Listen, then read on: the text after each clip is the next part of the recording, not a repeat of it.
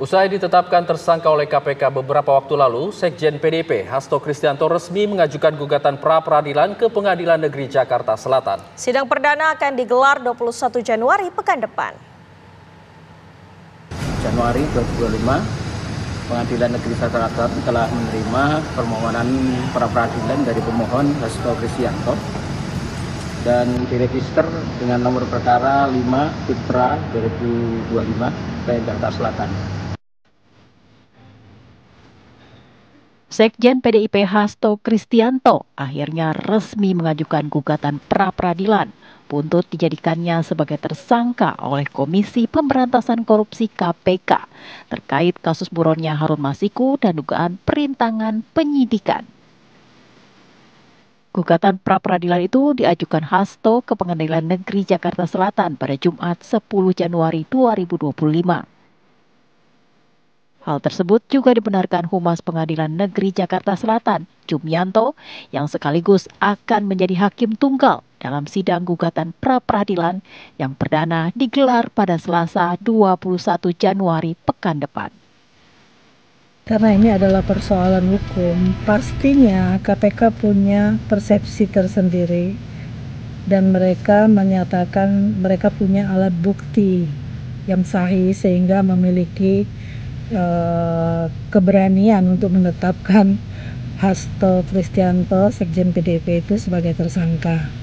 Nah, karena ini persoalan hukum, menurut saya sebaiknya jalur penyelesaiannya tidak perlu didramatisir sedemikian rupa di antara kedua belah pihak. Seandainya Hasto merasa tidak bersalah, kan dia bisa melakukan jalur pra-peradilan. Nah, kalau itu juga tidak berhasil, lalu kemudian ikut saja proses hukum yang kemudian akan membuktikan kebenaran ada pada KPK ataukah pada Hasto sebagai Sekjen PDIP. Sebelumnya, Komisi Pemberantasan Korupsi KPK menetapkan Sekjen PDI Perjuangan Hasto Kristianto sebagai tersangka dalam kasus korupsi berupa suap pergantian antar waktu PAW anggota DPR RI periode 2019 hingga 2024. Kasus korupsi tersebut juga menyeret Harun Masiku sebagai tersangka yang hingga saat ini masih buron. Dari Jakarta, Robin Freddy, TV One mengabarkan.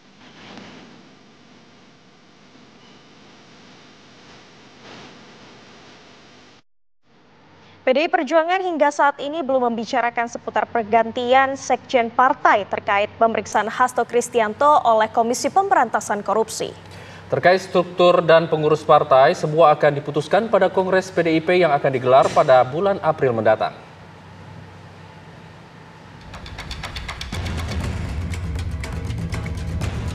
Ketua DPP PDI Perjuangan Puan Maharani menanggapi pertanyaan seputar penggantian Sekjen Hasto Kristianto yang terseret kasus buron Harun Masiku dan suap PAW. Puan lebih lanjut menyatakan belum ada pembicaraan seputar penggantian Sekjen partai berlambang banteng moncong putih itu jika Hasto diperiksa KPK. Semua akan dibahas di Kongres PDI Perjuangan yang akan digelar pada April mendatang. Lebih lanjut, putri dari Megawati Soekarno Putri ini menegaskan adalah hal yang biasa jika terjadi pergantian struktur dan kepemimpinan yang diputuskan dalam Kongres nanti.